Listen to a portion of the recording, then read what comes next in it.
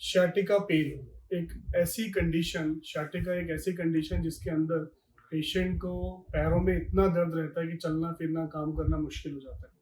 इस कंडीशन के अंदर आप कैसे समझ पाएंगे कि आपको कमर का दर्द जो है और पैरों में जो दर्द आ रहा है वो शाटिका का पेन है।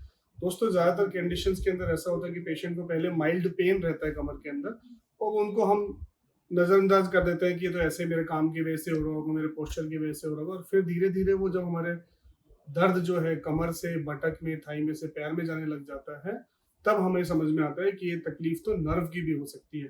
तो यूजुअली शाटिका के पेशेंट्स के अंदर या तो पैरों से दर्द स्टार्ट हो सकता है या फिर कमर से दर्द आपकी बटक में जाएगा, थाई में, पैरों में, फिर पैरों में झंझनाहट होना, सुनपन होना, भारीपन होना, चलने में ज्यादा तकलीफ होना, ज्यादा देर खड़ा नहीं रह पाना, ये शाटिका के सिम्टम्स हो सकते हैं। और घर पे आप ये भी देख सकते हैं कि आपका SLRT यानी कि जब आप लेट के पैर को स्ट्रेट उठा रहे हैं तो क्या 30 40 50 डिग्री के आसपास आके आपको खिंचाव होने लग गया, क्या वो खिंचाव आपको पूरे पैर में जा रहा है, तो इसका मतलब शाटिका के सिम्टम्स है। एक ऐसी कंडीशन हो जाती है जिसके अंदर फिर पेशेंट का काम करना मुश्किल हो जाता है।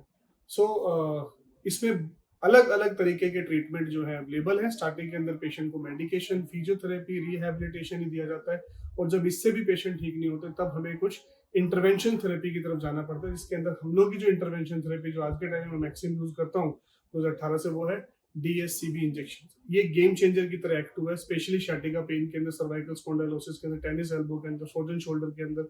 जैसे पहले हम स्टीरॉइड्स वगैरह भी देते थे टेनिस एल्बो फॉर एग्जांपल, तो उसको मल्टीपल टाइम रिपीट्स नहीं कर सकते। फिर PRP भी आया, लेकिन इसके साथ में जब हमने ऑगमेंट किया with the help of DSCB injection, multiple time repeat कर सकते हैं और कोई साइड इफेक्ट्स नहीं है। So that is the beauty of DSCB injection, जिसको आजकल हम फिजियोलॉजिकल पेन पोर्टल्स बोलते हैं। सो आज हम जानेंगे, हमारे एक पेशेंट हैं मिस्टर जगदीश, जो 2 साल से इस तकलीफ से, शाटिका के पेन से पीड़ित थे, और उनके एक इंजेक्शन के बाद ही, एक सिटिंग के बाद ही कितना रिलीफ आया।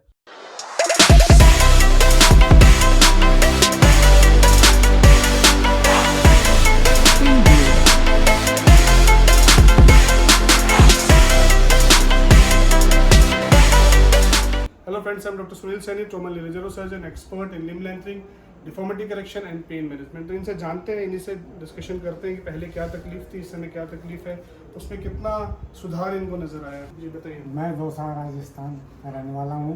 मेरा नाम जगदीश प्रसाद है। मैं 2 साल से मुझे साइटिका की परेशानी थी। क्या परेशानी होती थी? मेरे पैर में खिंचाव आता था, कमर में दर्द होता था, पूरे पैर में खिंचाव आता था, झंझनाहट, सुनपन आता था। मैंने दुनिया भर का इलाज करवाया पर मुझे कोई आराम नहीं मिला। फिर मैंने फ़ोन पर डॉक्टर साहब की वीडियो देखकर मैं पटौदी डॉक्टर साहब के पास आया। डॉक्टर साहब ने मुझे पहली बार DSCB इंजेक्शन लगाए, कुछ दवाई दी, कुछ एक्सरसाइज बताई, और उसके बाद में मुझे 21 दिन बाद में बुलाया। मैंने ये सब किया। अब मुझे 50-60% आराम है। अब मैं दोबारा आया हूँ इंजेक्शन लगाने के लिए, और मुझे आशा है कि मैं पहले की तरह अपनी नॉर्मल जिंदगी जी सकूँ। बिल्कुल, ये बहुत इंपॉर्टेंट है। और आपकी झंझनाहट, सुनपन, भारीपन सब कम हो गया? हाँ जी, 50% आराम है। झंझनाहट, सुनपन में भी आराम हो गया। हाँ, ठीक है। सो हमने आपको एक ही सिटिंग दी है, एक ही सिटिंग के बाद दी है। और इससे पहले 2 साल से ट्रीटमेंट ले ही रहे थे, इलाज ले ही रहे थे, पर मुझे कोई आराम नहीं आ पा रहा था। तो कमर का दर्द कैसा है आपका? कमर दर्द अभी भारीपन है, पर मैं डॉक्टर साहब ने मुझे दोबारा बुलाया, और मुझे ये विश्वास है कि मैं पूरी तरह ठीक हो जाएंगे आप ठीक। देखिए, so basically he was suffering from last 2 years, 2 साल से परेशान थे, काफ़ी जगह दिखा चुके थे, जिसकी वजह से इनकी रोज़मर्रा के काम भी अफेक्टेड हो रहे थे और अपनी जॉब भी नहीं कर पा रहे थे। सो बेसिकली DSCB इंजेक्शन जब हम इंजेक्ट करते हैं तो इसका बड़ा इंपॉर्टेंस ये होता है कि हमने नर्व के पास, जहाँ पे नर्व का ओरिजिन हुआ, जैसे फॉर एग्जांपल अगर हम शाटिका की बात करते हैं और पेशेंट को सिर्फ DSCB इंजेक्शन जब दे रहे होते हैं तो यूजुअली पेशेंट्स की डिस्क प्रोलैप्स होती है L4 पे, L5 पे, एंड देन रेडिकुलेट पेशेंट को पेन होता है। So there are specific points जहाँ पे हमें इस चीज़ को इंजेक्ट करना है, इस चीज़ का ध्यान हमें रखना पड़ता है, और इसकी मल्टीपल सेटिंग्स की रिक्वायरमेंट होती है। साथ में medication, physiotherapy, rehabilitation, lifestyle modification, dietary changes, ये सारे के सारे चीज़ें बहुत ही इंपॉर्टेंट है। आप देख सकते हैं किस तरीके से एक मरीज़ पिछले 2 साल से परेशान था, हर जगह जा चुके हैं, काफ़ी इलाज करा चुके हैं, ऐसा नहीं कि उन्होंने इलाज में कोई कमी रही हो। इस तरीके से DSCB इंजेक्शन गेम चेंजर की तरह एक्ट हुआ है कि 50 to 60% इंप्रूवमेंट पेशेंट को पहली सिटिंग से आई है, और आगे में भी इनको ये इंप्रूवमेंट और बढ़ती चली जाएगी और फिर इसकी 2 से 3 सिटिंग्स के बाद patient can do all the normal activities, बशर्ते वो सारी चीज़ों को फॉलो करें। और रूटीनली मेरा ट्रीटमेंट, जब पेशेंट पूछते हैं कि सर क्या मुझे बार बार इंजेक्शन ही लगवाते रहने पड़े, नहीं, आपका पेन साइकिल ब्रेक हो चुके हैं। This is whole a pain management technique, जिसके अंदर आपकी नर्व की कीमोसेंसिटाइजेशन है, उसको हमने रिवर्स किया है। नाउ मुद्दा ये है कि आप आगे में फिजियो, रिहेबिलिटेशन, लाइफस्टाइल मॉडिफिकेशन को फॉलो करें। मेरा ट्रीटमेंट वहीं पे एंड हो जाता है जब मेरे पेशेंट को 60, 70, 80% रिलीफ हो चुका है, वो नॉर्मली एक्सरसाइज कर पा रहा है। फिर फ्यू मेडिकेशन हम कंटिन्यू करते हैं, उसके बाद में आप सिर्फ अपना रूटीन मेंटेन करिए, क्योंकि हमारे पास लॉन्ग फॉलोअप्स के जो पेशेंट 2-3 साल बाद किसी वजह से कभी आए भी हैं, तो उन्होंने कहा है कि मुझे 2-3% अगर पेन भी होता है तो मैं एक्सरसाइज करके कंप्लीट तरीके से ठीक हो जाता हूँ। So this is the magic of DSCB injections.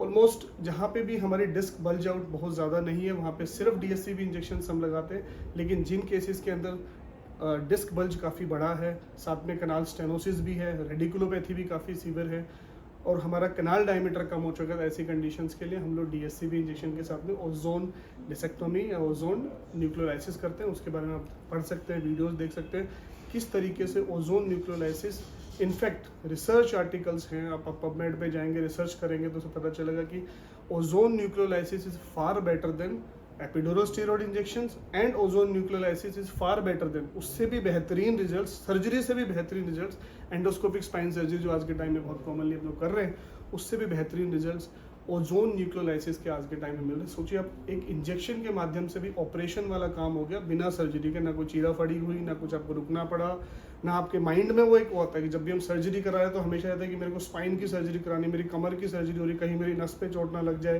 कहीं मेरे पास और दिक्कत ना हो जाए, कुछ और प्रॉब्लम डेवलप ना हो जाए। ये हमेशा एक पेशेंट के माइंड में रहता है और ये जायज़ भी है कि हमेशा एक क्वेरी हमेशा पेशेंट के माइंड में रहती है, जिसकी वजह से यूजुअली पेशेंट इस तरीके की सर्च में रहता है कि बिना ऑपरेशन मेरा ये चीज़ ठीक हो जाए, मेरी डिस्क ठीक हो जाए और मैं कंप्लीट तरीके से सारा काम कर सकूं। तो उसका आंसर है कि ओजोन न्यूक्लियोलाइसिस प्लस DSCB इंजेक्शन। हम ओजोन न्यूक्लियोलाइसिस के तो आर्टिकल्स हैं बहुत सारे जिसमें आप पढ़ भी सकते हैं, उसके साथ में हम DSCB को ऑगमेंट कर देते हैं, जिसकी वजह से we are getting in fact more than 90% success rate and it's a very very very big number. 8 से 10% या मैक्सिमम 12% मरीजों को ही सर्जिकल इंटरवेंशन की रिक्वायरमेंट पड़ रही है। और हमारे अभी तक के डेटा में जब से हमने ओजोन डिसेक्टोमी प्लस DSCB को क्लब किया है, तो we found only 2 patient till date after doing for more than 500 patients that only 2 patients required surgical interventions, जहाँ पे हमने ओजोन भी डाला, DSCB we have done, back pain patient का रिलीफ हो गया, लेकिन रेडिकुलर पेन पेशेंट का कम नहीं है, but that patient was suffering from last 30 years। वो पेशेंट फीमेल पेशेंट हमारे 30 साल से पेन में थे।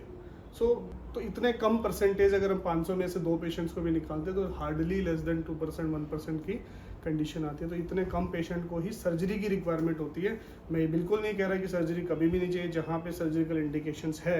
अगर आपको न्यूरोलॉजिकल डेफिसिट शुरू हो गया है, आपके रीढ़ की हड्डी के अंदर फ्रैक्चर हुआ है, तो आपको सर्जिकल इंटरवेंशन की जरूरत है, बशर्ते वो क्राइटेरिया में फिट होता है। दूसरा, अगर आपको ब्लैडर बाउल इन्वॉल्वमेंट है, आपका फुट ड्रॉप्स हो चुका है, तो भी आपको सर्जिकल इंटरवेंशन की इमीडिएट रिक्वायरमेंट होती है। कोडा इक्वेना सिंड्रोम्स वगैरह कंडीशंस के अंदर इमीडिएटली रिक्वायरमेंट होती है। पर स्टिल हमारे पास फुट ड्रॉप्स के पेशेंट्स भी आ रहे हैं जो उस समय कराए नहीं सर्जरी, अभी भी नहीं कराना चाहते। We have no options, we are going for DSCB injections और we are getting results.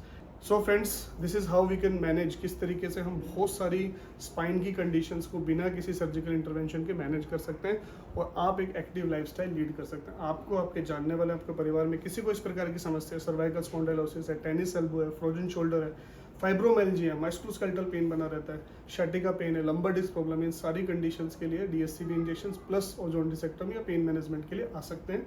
Number 1। Number 2, अगर आपको नी प्रॉब्लम्स है, नी ऑस्टियोआर्थराइटिस, अमेजिंग रिजल्ट्स हमें मिलते हैं अगर हम सही समय पे उसका इलाज करें। ज़रूरी नहीं है हर घिसे हुए घटने को सर्जरी की तरफ जाना पड़ता है। अगर आप ग्रेड 1, ग्रेड 2, ग्रेड 3 तक आ सकते हैं तो बहुत ही बेहतरीन रिजल्ट मिलते हैं। Nowadays we have started super PRPs also, जिसमें किस तरीके से अर्ली फेज के अंदर PRP के माध्यम से आपका कार्टिलेज रीजनरेट किया जा सकता है। अगर आपको रोटेटर कफ इंजरीज, आपको ACL इंजरीज, आपको मेनिस्कस इंजरी, इन सारी कंडीशंस को बिना सर्जिकल इंटरवेंशन के ठीक किया जा सकता है, बशर्ते आप सही समय पर उसको दिखाते हैं। सो ऐसी किसी भी समस्या के लिए नीचे दिए गए नंबर पे कांटेक्ट कर सकते हैं। अपनी रिपोर्ट हमारी टीम से शेयर करके फ्री ओपिनियन हमारी टीम से ले सकते हैं। तो दोस्तों, आगे में आपको ऐसी हेल्प टिप्स मिलती है, इसके लिए चैनल सब्सक्राइब करना ना भूलें, वीडियो को लाइक करें, शेयर करें और चैनल को सब्सक्राइब करें। Thank you so much.